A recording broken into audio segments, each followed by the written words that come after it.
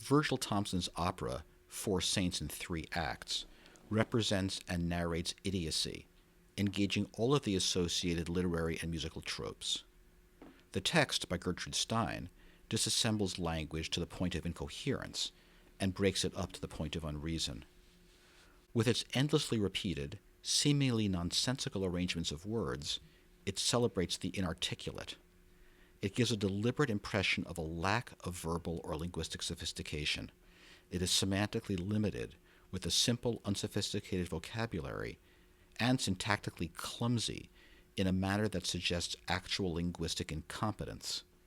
In all of these ways, Stein employs idiocy as a way of generating stylistic novelty.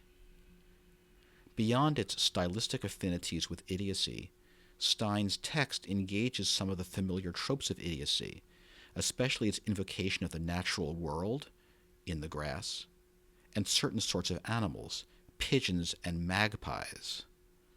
The ostensible subject matter of the text is the lives of Catholic saints, and much of the language is designed to evoke a simple, unsophisticated religiosity. In that way, Stein's text is a sort of holy fool, its apparent pre-rational nonsense pointing toward divine knowledge and insight.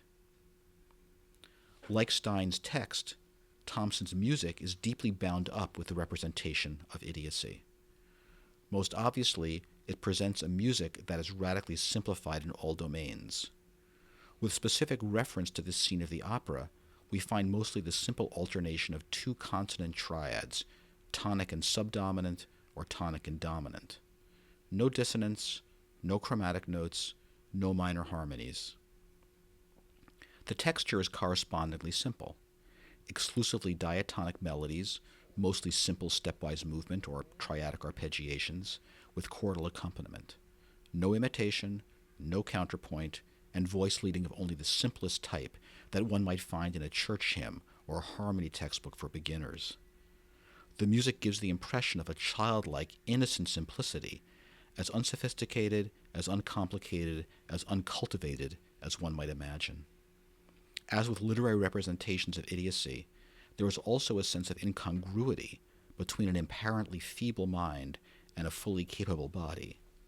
In this case, we find a music of astonishing, radical simplicity in the context of opera, a genre traditionally associated with elaborate musical realizations. Most of the scene is based on a one-measure ostinato. In every measure, we hear two beats of tonic and one beat of subdominant harmony. The melody traces simple patterns that mostly start on the third of the tonic chord, B, descend to the root, G, and the fifth, D, then rise again to the beginning of the subsequent measure. With very few exceptions, the melody conforms to the harmonies. There are a few instances, however, where the melody seems ignorant of the harmony and produces notes that are harmonically non-conforming. These give the impression of clumsiness, almost of a deliberate incompetence. Pigeons on the grass, alas. Pigeons on the grass, alas. Short, longer grass, short, longer, shorter yellow grass. Pigeons, large pigeons on the shorter, longer yellow grass, alas. Pigeons on the grass. If they were not pigeons, what were they? If they were not pigeons on the grass, alas, what were they? He had heard of a third, and he asked about it. It was a magpie in the sky.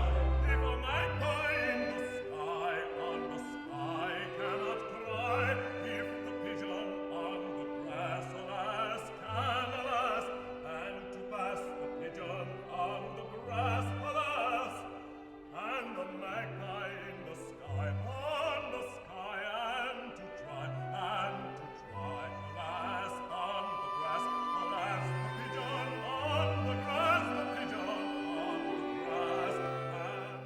With the ostinato and its mostly conforming melody, there is no sense of development or musical growth.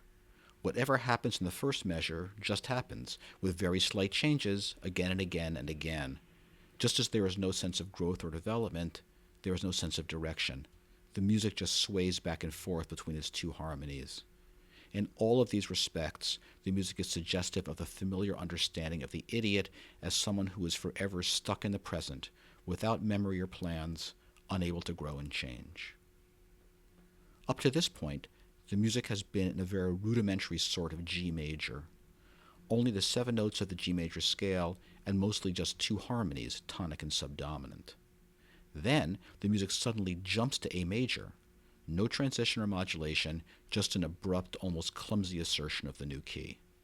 The melodies here are closely tied to the notes of the A major triad.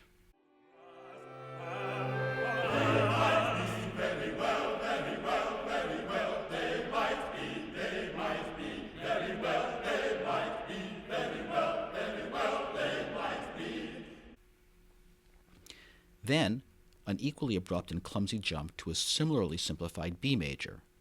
As we approach the end of the scene, we have a rapid series of modulations down by semitone. B major, then B flat major, then A major, and then A flat major where the next scene begins.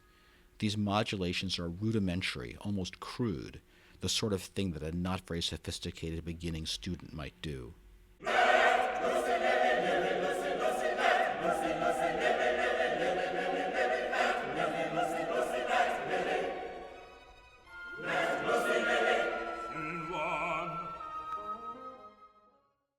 The music is not quite nonsensical, but it is semantically limited and syntactically simple-minded. In its lack of sophistication, it seems to evoke a sort of inarticulate primitive.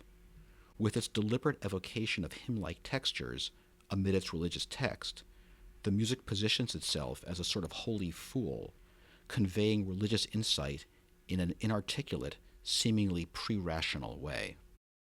Pigeon